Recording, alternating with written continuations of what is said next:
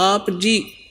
जो साधना कर रहे हो अन्य देवी देवताओं के पूर्ण परमात्मा की भक्ति ना करके किसी भी ब्रह्म की, पर सरपुरुष की, अक्षर पुरुष की, ब्रह्मा विष्णु महेश की या दुर्गा या निरंजन की, तो ये तो ऐसी साधना है जैसे कोई किसान ऊंचे स्थान पर थली पर, पहले वर्षा पर आधारित थे सभी मानव समाज, और उस समय गरीबदास जी ने भी किसान थे। गरीबदास जी जाट ग्रुप में जाट जाति से थे और अपने वहाँ के साथी जो किसान थे उनको भी समझाना था। इसलिए बता रहे हैं कि जो मैं भक्ति बता रहा हूँ जिस भगवान की, उसकी साधना ना करके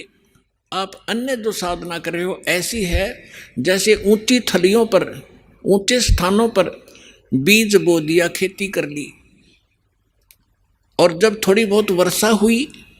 तो वो उस थलियों का पानी एक समतल स्थल पर, डहर बोलते थे उसको, डहर, वहाँ आकर इकट्ठा हो जाता था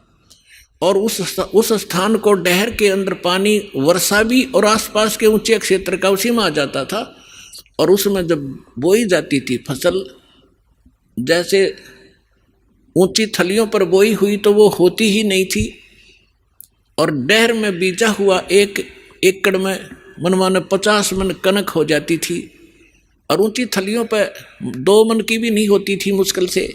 तो क्या बताते हैं गरीबदास साहब जी, एक फॉर एग्जाम्पल बता रहे हैं कि तुम ऊंची थलियां खेती बो, भूल गए निज डेरे नु। इस परम पिता परमात्मा सतपुरुष कबीर साहब की भक्ति ना करके आप अन्य देवी देवताओं की भक्ति करके ऐसी लाभ उठा रहे हो जैसे ऊंची थली पर खेती करने वाले किसान को कोई लाभ नहीं होता। और जो डहर में बीज बोता है,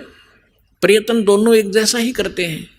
तो उस डहर वाली यानी उपजाऊ जमीन में और समतल जमीन में घना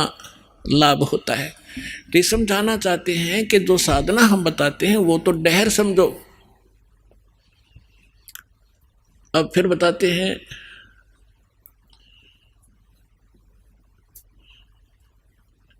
गोता मारूं स्वर्ग में जा बैठूं पाताले, गरीबदास ढूंढता फेरूं अपने हीरे मोती लाल। चारों युग में मेरे संत पुकारे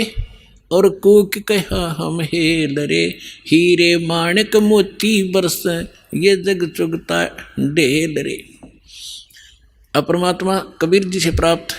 ज्ञान को कैसे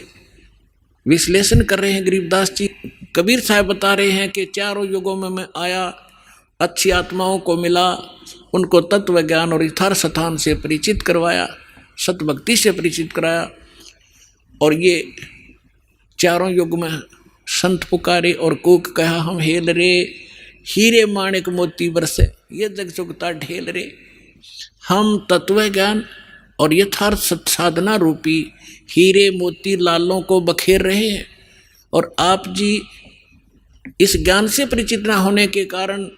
इन लाल और हीरे मोतियों को ग्रहण ना करके कंकर पत्थर, आन उपासना रूपी कंकर पत्थर इकट्ठे कर रहे हो, जो तुम्हें बाद में कोई लाभ नहीं देगी।